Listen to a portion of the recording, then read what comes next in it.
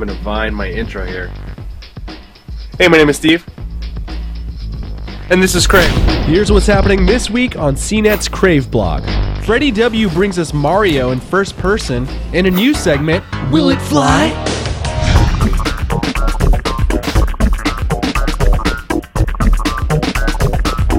A Google Nexus was launched into orbit this week with the Strand 1 nano satellite in an experiment to find out if it's true that in space no one can hear you scream.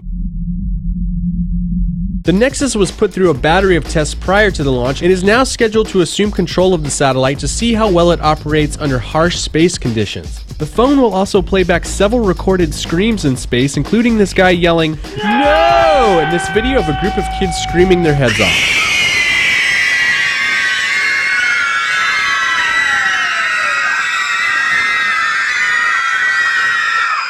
The Myo gesture-controlled armband uses muscle power and a combination of motion sensors to track your gestures.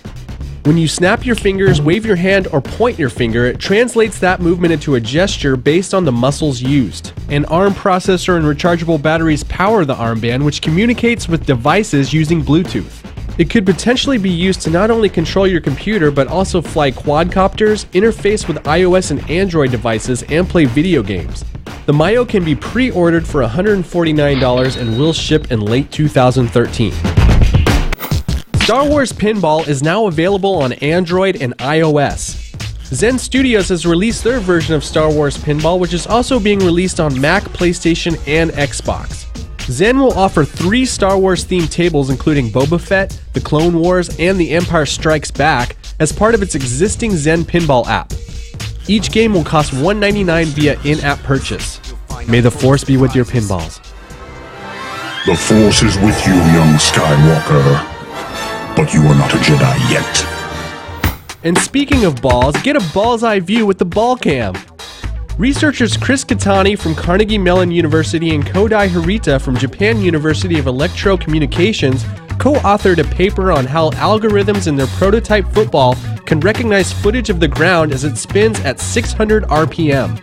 Software then discards images of the sky and knits the ground images together into an almost seamless wide-angle view from the ball as it spirals over the field. Imagine how this technology can be used for a very cool POV camera angle in future football seasons. Star Trek fans won a major battle last month when they voted to name one of Pluto's moons Vulcan. Astronomer Mark Showalter and the SETI Institute asked the internet to help name 2 plutonium moons presently named P4 and P5. Captain Kirk sprang into action, asking his millions of Twitter followers to vote for the name Vulcan at the website plutorocks.com.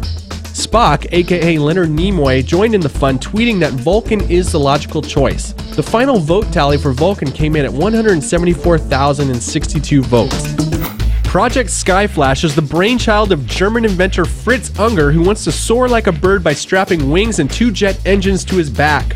So far, he has been unsuccessful with actual flight, but he did lift off a runway for a few seconds in a test, traveling at a top speed of 34 miles per hour. Fritz has been most successful at using the jetpack as an awesome snow sled in the mountains. Luckily, the jetpack is equipped with an emergency parachute.